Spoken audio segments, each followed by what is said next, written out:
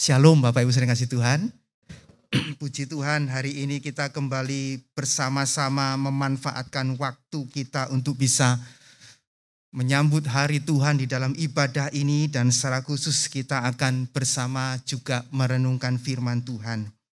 Mari saya mengajak kita untuk memperhatikan catatan firman Tuhan dalam Nehemia pasal 1 ayat 1 sampai dengan 11. Sampai kami sosolan ini kena terlalu rapat ininya maskernya. Nehemia pasal 1 ayat 1 sampai dengan 11. Saya akan membacakan kepada kita sekalian. Kita dibingkai dalam satu tema, biarlah hambamu ini mendapat belas kasih dari Tuhan. Saya akan bacakan untuk kita sekalian. Riwayat Nehemia bin Hakalya pada bulan Kislew, tahun ke-20 ketika aku ada di Puri Susan. Datanglah Hanani, salah seorang dari saudara-saudaraku, dengan beberapa orang dari Yehuda.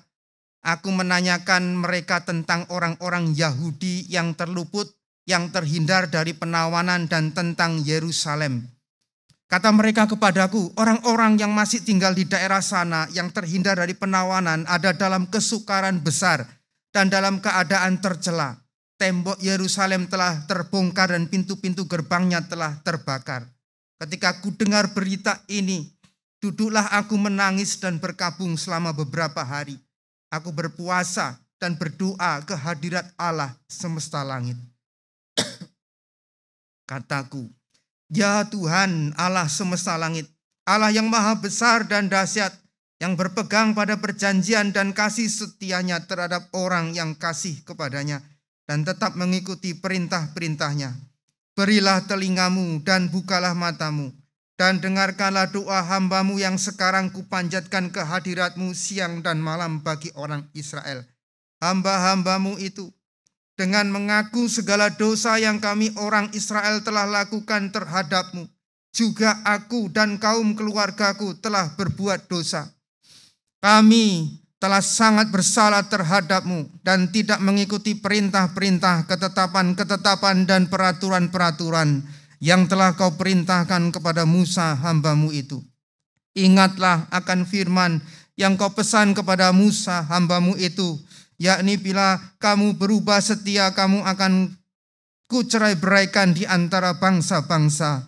Tetapi bila kamu berbalik kepadaku dan tetap mengikuti perintah-perintah serta melakukannya, maka sekalipun orang-orang buanganmu ada di ujung langit, akan kukumpulkan bersama kembali dan kubawa ke tempat yang telah kupilih untuk membuat namaku diam di sana.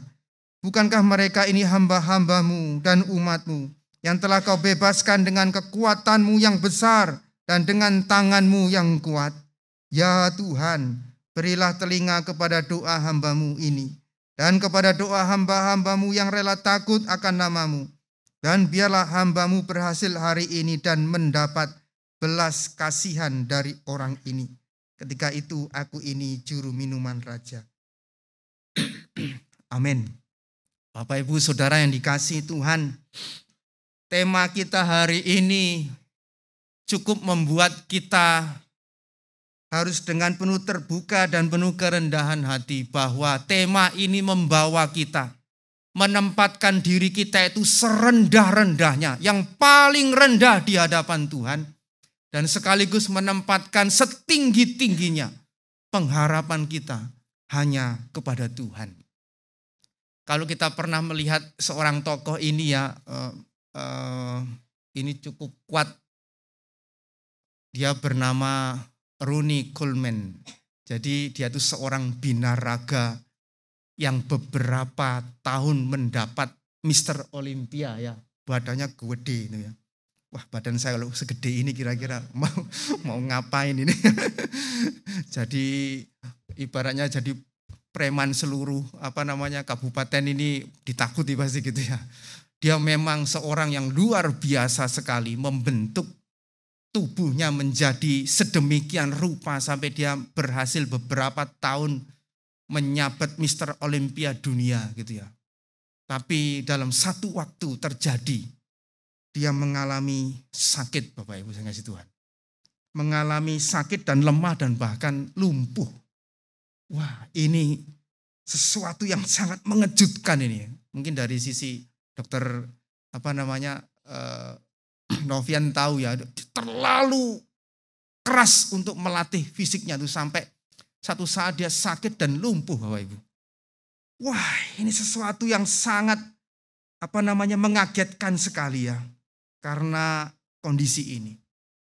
Bapak Ibu sering kasih Tuhan, tapi bersyukur beberapa waktu yang lalu ada berita dia mulai bangkit kembali, mulai belajar berjalan, mulai latihan lagi dan lain sebagainya.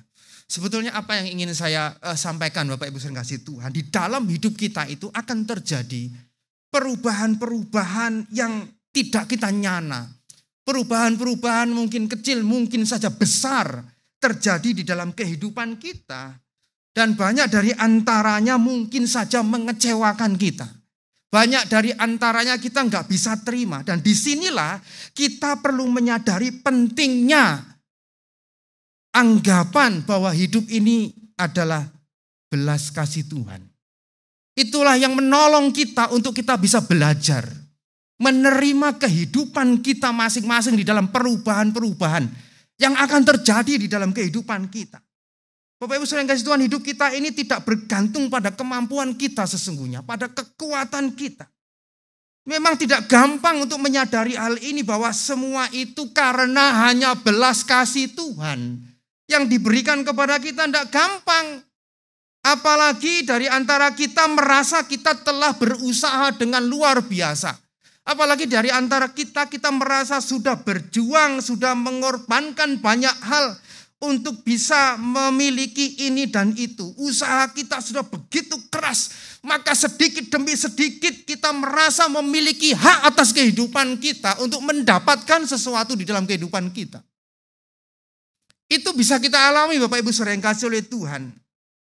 Namun melalui doa ini kita ingin bersama-sama, doa yang disampaikan oleh Nehemia ini dari sekian banyak makna doanya, dari sekian banyak kekayaan doa yang disampaikan ini, kita belajar satu spirit utama di dalam kehidupan kita.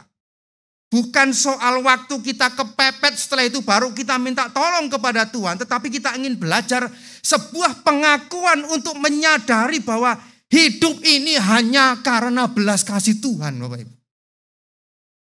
Hanya karena belas kasih Tuhan. Itulah yang dapat mengubah hidup kita sehingga kita dapat respon dengan benar terhadap apapun kegagalan itu dan termasuk apapun keberhasilan di dalam kehidupan kita. Kita ini nggak ada apa-apanya sebetulnya kalau bukan belas kasih Tuhan, Bapak Ibu. Yang sudah pernah masuk ruang operasi, menjalani operasi, kita mungkin mengerti betul apa artinya tidak berdaya. Beberapa waktu yang lalu saya ngalami juga gitu ya, kalau sudah mentantang gini Bapak Ibu. Mau ngangkat kaki nggak bisa, goyangkan tangan nggak bisa, ketip gitu. Itu kesadaran yang betul. Saya selama hidup nggak pernah opname di rumah sakit Bapak Ibu. Istri saya itu 3 kali sesar gitu ya. Piye rasanya? Ya ngono, saya nggak pernah ngerasakan. Apa gara-gara penasaran terus saya masuk ruang operasi gitu. Tapi saya sadar betul waktu itu, wah kita ini udah ada apa-apanya, tidak berdaya Bapak Ibu. Seperti itu ya, hanya obat mungkin berapa disuntik di sini udah nggak ada apa-apanya, nggak berdaya. Itulah sebetulnya kita perlu dalam satu kesadaran hidup orang percaya itu karena belas kasih Tuhan. Nehemia ini orang yang cukup beruntung dalam tanda petik. Pada saat Israel mengalami pembuangan, Nehemia hidup di Puri Susan, purinya istananya Persia waktu itu yang istimewa. Dia dipercaya untuk menjadi seorang juru minum. Juru minum itu kalau bukan orang kepercayaan nggak mungkin dikasih ke dia Bapak Ibu. Dia dipercaya untuk menjadi juru minum raja, juru minum bangsawan-bangsawan pada satu pejabat-pejabat dari kerajaan. Itu adalah posisi yang sangat strategis sekali dan sangat dipercaya. Karena kalau tidak, juru minum itu ngasih racun itu mati semua, sudah kan begitu ya. Ini adalah posisi yang sangat bergengsi lah kalau boleh dibilang. Apalagi dia bukan dari bangsa Persia. Dia ibaratnya orang bangsa luar begitu, orang Yahudi. Tapi menjadi juru minum Raja Persia. Ini kalau bukan karena pemeliharaan Tuhan, gak mungkin bisa terjadi seperti itu Bapak Ibu sekalian. Orang bisa dipercaya di istana ini. Dan bacaan kita saat ini mengisahkan tentang bagaimana hati Nehemia.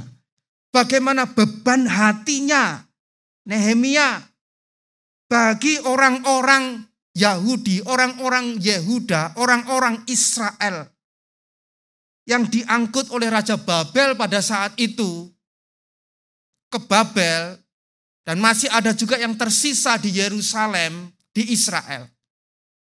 Kita melihat di sana bagaimana Nehemia mendengar berita itu. Kabar buruk yang dibawa oleh salah satu kerabatnya yaitu Hanani memberitakan bagaimana keadaan saudara-saudara sebangsanya di Yerusalem pada saat itu. Dan bagaimana keadaan beberapa orang yang dari pembuangan itu sudah kembali ke Yerusalem. Waktu Hanani datang pada saat itu, kita melihat bagaimana berita itu sungguh mendukakan Nehemia. Pada masa Nehemia, kita melihat bahwa Israel itu memang terjajah dan berada di bawah pemerintahan kerajaan Persia. Kabar buruk yang dibawa oleh Hanani itu membuat Nehemia kemudian berduka dengan keadaan bangsanya. Kejayaan Israel yang dulu di zaman Daud, yang dulu di zaman Salomo, sepertinya itu sudah masa lalu. Itu memang sudah sirna, yang ada hanya puing-puing penderitaan. Yang ada adalah kehidupan yang hina dan tercela pada saat itu. Walaupun mereka itu tetap mengingat janji bahwa Israel itu adalah umat Allah. Bapak Ibu sekalian kasih Tuhan, meski berstatus sebagai orang Israel kala itu, Nehemia memang mendapat kepercayaan di istana. Nehemia mengerti bahwa semua hal itu bukan karena prestasinya, karena pemeliharaan Tuhan, kuasa Tuhan, dan kedaulatan Tuhan. Dan pada saat itu punya kesempatan bagaimana dia juga mengharap belas kasih Tuhan dengan keadaan bangsanya yang mengalami keterhinaan. Dalam keadaan yang nyaman Bapak Ibu saudara yang kasih Tuhan, seharusnya Nehemia itu happy-happy saja lah ya. Senang-senang saja lah, entah bagaimana berita di luar sana itu enggak terlalu ngefek terhadap hidupnya. Dia kecukupan, semuanya ada, nyaman di istana raja gitu ya. Hidupnya enak di istana. Tapi ini bukan bicara soal kenyamanan Nehemia Bapak Ibu saudara yang kasih Tuhan. Ini soal umat Tuhan. Ini soal kemuliaan Tuhan, bukan soal kenyamanan dirinya. Maka di sini kita tahu hati Nehemia itu bukan untuk dirinya sendiri. Hatinya itu adalah hati untuk Tuhan dan untuk umatnya. Karena apa? Karena dia dekat dengan Tuhan. Enggak mungkin orang punya hati untuk Tuhan, hati untuk umat Tuhan kalau dirinya itu enggak dekat dengan Tuhan, Bapak Ibu Saudara yang kasih oleh Tuhan. Karena ia dekat dengan Tuhan. Itulah mengapa ia dapat memanjatkan doa yang indah ini, yang kita renungkan pada kesempatan pagi hari ini. Bapak Ibu Saudara yang dikasih oleh Tuhan, manusia itu sama-sama sedang berjuang. Kita semua dalam kehidupan kita masing-masing sedang berusaha untuk survive, untuk berhasil menjalani kehidupan kita masing-masing. Segala usaha dan upaya kita lakukan, itu baik adanya. Dan itu harus kita lakukan. Namun kita tahu bahwa tidak semua orang itu punya keadaan dan nasib yang sama. Enggak semua sama. Walaupun ada beberapa orang yang sudah berjuang dengan luar biasa. Memang banyak juga sih yang gagal itu karena memang hidupnya tidak bertanggung jawab, itu ada juga. Tetapi juga tidak sedikit yang berhasil karena kerja kerasnya Bapak Ibu yang kasih Tuhan. Mungkin saja kalau dinilai dalam soal bagian ini Nehemia begitu sangat bertanggung jawab dan dia berhasil di dalam pekerjaannya dan dia menjadi orang kepercayaan. Tetapi Bapak Ibu Saudara yang kasih Tuhan, apapun itu setiap orang perlu sejenak menarik diri untuk menyikapi kehidupannya itu dengan penuh kerendahan hati di hadapan Tuhan. Tapi ini tidak mudah Bapak Ibu sering kasih Tuhan. Dunia ini sulit sekali untuk menerima pengertian yang namanya belas kasih. Itu sulit sekali dunia menerima itu. Belas kasih itu tidak keren Bapak Ibu. Belas kasih itu enggak berwibawa. Belas kasih itu hina. Itu rendah, tidak ada nilainya. Karena apa? Karena kita memang merasa punya kemampuan dan punya sesuatu di dalam kehidupan kita ini. Berapa banyak orang yang merasa begitu perkasa di dalam hidupnya. Karena dirinya itu sudah berjuang luar biasa. Banyak orang yang merasa dirinya itu berhasil. Dirinya itu sukses mungkin kuat. Karena dirinya sendiri yang sudah berjuang dan berusaha. Ada orang mengatakan hasil tidak membohongi usaha kan gitu ya. Ini karena usahaku berhasil begitu ya. Tidak membohongi usaha. Bekerja dan berdoa. Ini karena pekerjaan yang aku tekuni dengan baik begitu. Enggak gampang loh Ibu bicara tentang belas kasih itu. Bahkan doa pun itu bisa ditarik, dipersempit lagi. Sebagai usaha. Doa itu ditarik lagi sebagai upaya. Sehingga itu menjadi kebutuhan dan jawaban atas kebuntuan dalam hidupnya. Ini ada usaha, aku sudah berdoa luar biasa loh. Tuhan menjawab. Itu bisa jadi Bapak Ibu. Doa pun bisa menjadi jasa di dalam kehidupan kita. Memang manusia itu memiliki kebutuhan dan selalu sering mengutamakan kemampuan dirinya Bapak Ibu sekalian kasih Tuhan. Semua itu karena jasa, karena kontribusi, karena usaha dan kerja keras. Ya, semua itu yang akhirnya membuat kita mempengaruhi spiritualitas dan cara kita menjalani kehidupan kita ini di hadapan Tuhan. Kalau manusia gagal, akhirnya yang ada adalah kekecewaan yang melanda kehidupannya. Karena dia nggak mengerti apa itu belas kasih dan apa itu anugerah. Kasih karunia dari Tuhan. Dia tidak dapat menerima kegagalan itu karena dia sudah merasa berjuang dan memberikan jasa yang besar dalam usaha dan pekerjaannya. Kita merasa sudah membayar harga cukup untuk sebuah keberhasilan. Apa yang terjadi seperti ini? Kita nggak bisa terima Bapak Ibu. Yang berhasil pun Bapak Ibu sering kasih Tuhan. Tanpa bingkai belas kasih ini, dia akan memperlihatkan bagaimana segala upaya dan jasanya di dalam kehidupannya. Cerita kehidupannya bukan cerita lagi tentang Tuhan yang berkarya, tapi cerita tentang bagaimana dia berbuat ini dan itu di dalam kehidupannya. Pokoknya saya ngasih Tuhan di tengah semua keberhasilan dan perolehan apapun, itu adalah sebuah kegagalan jika kita berkata bahwa semua itu karena saya. Dan karena usaha saya. Dan sebaliknya di tengah kegagalan adalah keliru. Jika kita kecewa dan menyalahkan, Tuhan tidak adil. Disinilah Bapak Ibu pentingnya menyadari belas kasih Tuhan. Manusia itu sering lupa bahwa semua itu bisa kita miliki itu karena belas kasih Tuhan. Sehingga banyak orang yang melupakan Tuhan. Karena nggak sadar belas kasih Tuhan. Ada yang aji mumpung gitu ya. Mumpung ada kesempatan, mumpung bisa, mumpung mampu manusia memuaskan dirinya dan tanpa peduli dengan Tuhan. Banyak Bapak Ibu. Sampai pada kondisi tertentu kita baru menyadari apa arti semua itu. Semua ada itu hanya karena belas kasih Tuhan. Sampai kita dalam kondisi tidak berdaya baru kita sadar. Seperti saya orang dioperasi gitu ya. Semua itu karena belas kasih Tuhan. Ya manusia sering mulai terusik ya. Kalau dan mau berdoa kepada Tuhan dengan lebih sungguh-sungguh. Dan benar kalau sudah menyangkut nyawanya terancam Bapak Ibu.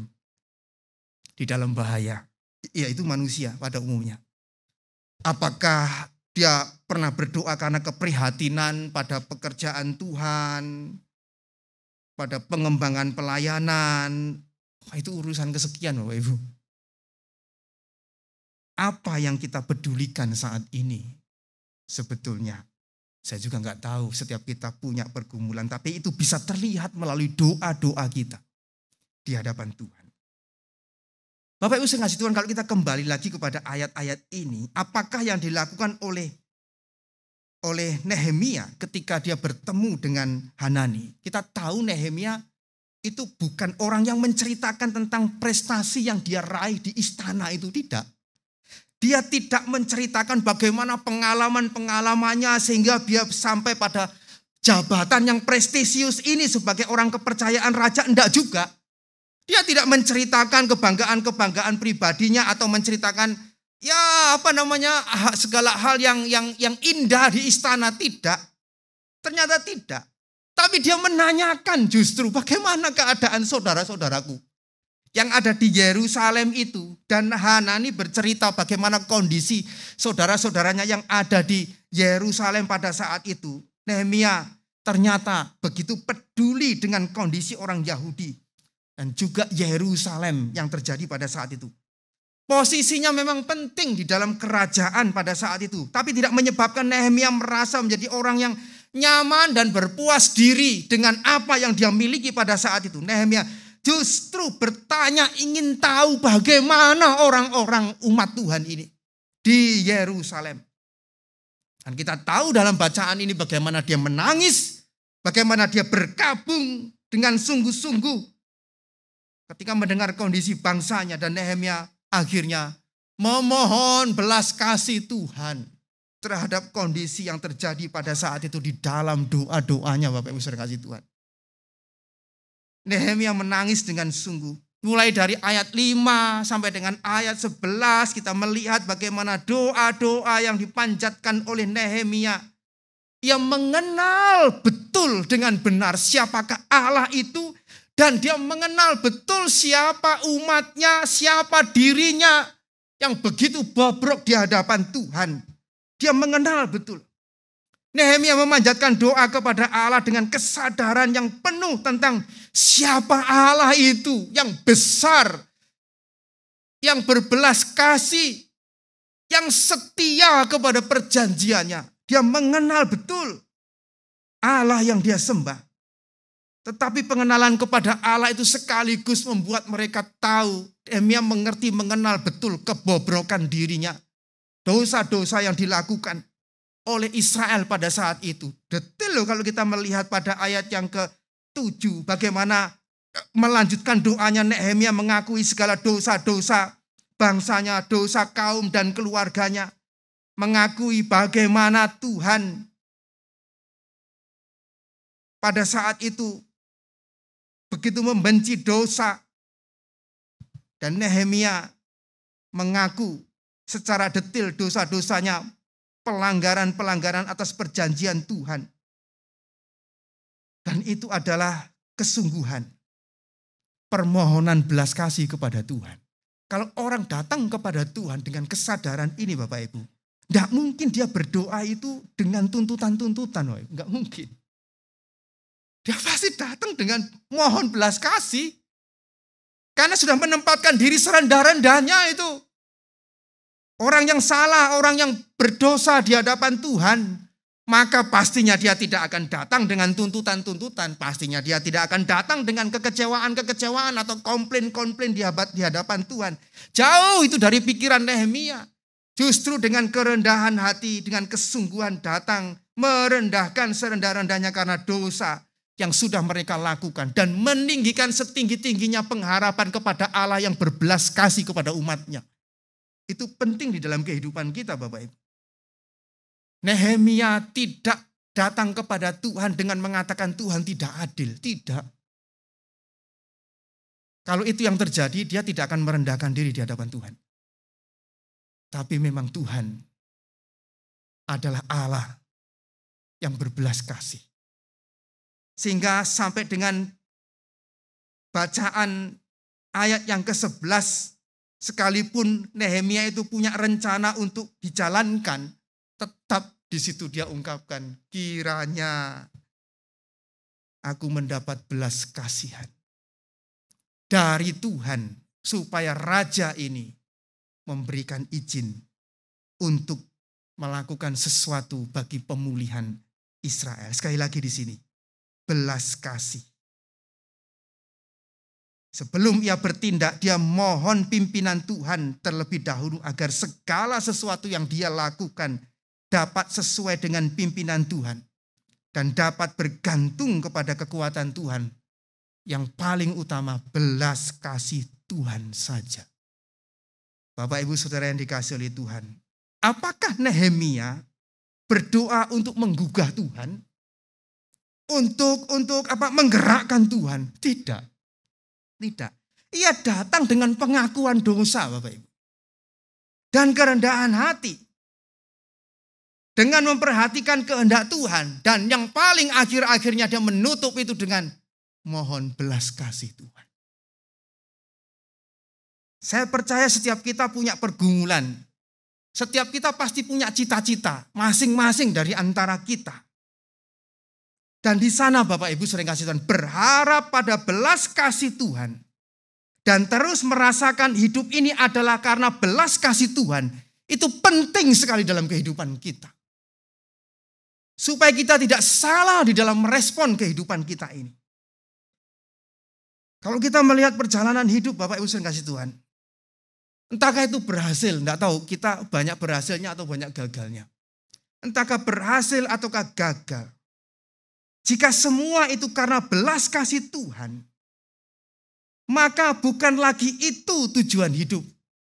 Soal berhasil atau gagal. Saya lihat kembali perjalanan hidup saya sampai saat ini itu sebenarnya saya itu berhasil atau enggak sih? Kalau ngomong berhasil atau gagal dari sudut pandang mana? Saya ini sebetulnya sekarang gagal atau berhasil? Bapak Ibu saya kasih Tuhan sekali lagi. Kenapa saya sebut berhasil? Kenapa saya sebut gagal dalam hidup ini? Sekali lagi, kalau kita semua memandang dari sudut belas kasih Tuhan, maka bukan itu lagi yang kita pikirkan. Tetapi apakah saya di dalam perjalanan hidup ini menyatakan kehendak Tuhan? Bukan karena apa yang saya cari di dalam kehidupan ini. Di dalam soal keselamatan kita juga menyadari kok ini bukan karena usaha kita, bukan karena perbuatan baik kita, bukan karena upaya kita, bukan karena pekerjaan kita. Jangan ada orang yang memegahkan diri. Sama sebetulnya Bapak Ibu sekalian dalam kehidupan kita. Jangan ada orang yang memegahkan diri apapun keberhasilan kita dan jangan ada orang yang kecewa apapun kegagalan kita kalau kita bisa melihat hidup ini adalah belas kasih Tuhan dalam hidup kita. Ada orang yang begitu berhasil dan sudah berjuang luar biasa. Namun di akhir hidupnya merasa dia mungkin tidak dihargai. Jasa-jasanya tidak diingat lagi. Ya kecewa Bapak Ibu. Dia akan kecewa. Bahkan dia akan merasa kesepian. Karena masa lalunya sudah lewat. Tidak ada lagi yang bisa dibanggakan di dalam kehidupannya. Mau cerita apa itu sudah masa lalu. Bapak Ibu kasih Tuhan, ini penting. Menyadari hidup ini adalah belas kasih Tuhan. Jika tidak, dia akan merasa kesepian karena dia tidak ada lagi bahan dan bagaimana dia bisa dibanggakan di dalam kehidupannya. Jadi akhirnya dia tidak lagi bisa peka terhadap yang namanya anugerah Tuhan. Terhadap yang namanya belas kasih Tuhan. Karena dia tidak bisa lagi merasakan itu. Kecenderungan kita sering memperlihatkan itu Bapak Ibu. Kita semualah, enggak ada orang yang kebal terhadap ini. Apa itu? Memperlihatkan perjuangan kita. Memperlihatkan kemampuan kita. Memperlihatkan prestasi kita mungkin. Dan itu adalah sebuah kebanggaan. Maka kita akan gampang sekali kering jika tidak ada lagi orang yang mengingat semua perjuangan kita dan kebanggaan kita itu Bapak Ibu. Apalagi kalau kita sudah memasuki masa sepuh gitu ya, masa tua yang sudah enggak berdaya gitu. Enggak diingat lagi, wah itu membuat kita merasa begitu kecewa dan kering sekali dalam kehidupan ini. Perbuatanku yang sudah banyak itu enggak diingat-ingat lagi. Misalkan begitu. Percaya pada diri sendiri. Pada kekuatan diri sendiri. Ya mungkin bisa saja. Tapi kita itu tidak akan pernah bisa merasa sama, merasa aman. Apalagi kalau kita mungkin sudah beranjak berusia. Saya 43 aja sudah mulai kroso Bapak Ibu ya. Kok nggak koyok 20, 25 dulu gitu ya. Nggak selincah dulu mungkin ya. Tak dapat lagi memiliki kekuatan yang sama dengan dulu. Kalau enggak, nanti kalau saya sudah tua gitu ya, mungkin enggak ada kebanggaan lagi ya, mungkin saya akan membanggakan anak-anak saya kan gitu. Kalau anak-anak mungkin sudah lewat, ya membanggakan cucu-cucu misalnya gitu ya. Soal apa yang aku miliki dalam hidup ini? Kita dibawa mengerti Bapak Ibu bahwa hidup ini bukan soal saya sebetulnya. Dan apa yang sudah saya lakukan, apa yang sudah saya hasilkan, bukan soal itu. Tetapi hidup ini mari kita bawa tentang cerita kasih karunia Tuhan. Belas kasih Tuhan. Yang Tuhan nyatakan melalui hidup kita. Semua cerita Alkitab ini bukan tentang Musa, bukan tentang Abraham, bukan tentang Yakub, bukan tentang Nehemia, tapi tentang Tuhan yang berbelas kasih kepada umatnya melalui mereka. Ini loh Bapak Ibu, cerita yang perlu kita bangun dalam kehidupan kita. Kebanggaan kita itu akan sirna. Tetapi bagaimana kita membangun cerita kepada generasi kita selanjutnya. Bagaimana pertolongan Tuhan dan belas kasih Tuhan di dalam kelemahan, di dalam kekurangan, dalam kegagalan kehidupan kita. Belas kasih Tuhan. Sehingga tidak ada kesombongan dan tidak ada kekecewaan dalam hidup ini. Berbeda Bapak Ibu kalau kesaksiannya itu tentang Tuhan. Semua karena belas kasih Tuhan. Saya berharap setiap kita semua boleh menghidupi spirit ini. Bukan saya, tapi karena belas kasih Tuhan. Puji Tuhan, Tuhan bekerja berkarya memulihkan umatnya pada saat itu dengan pergumulan yang tidak gampang. Saya percaya setiap kita ketika kita menyadari semua karena belas kasih Tuhan. Tuhan menguatkan kita semua dan menolong kehidupan kita. Kiranya Tuhan memberkati kita semua. Amin.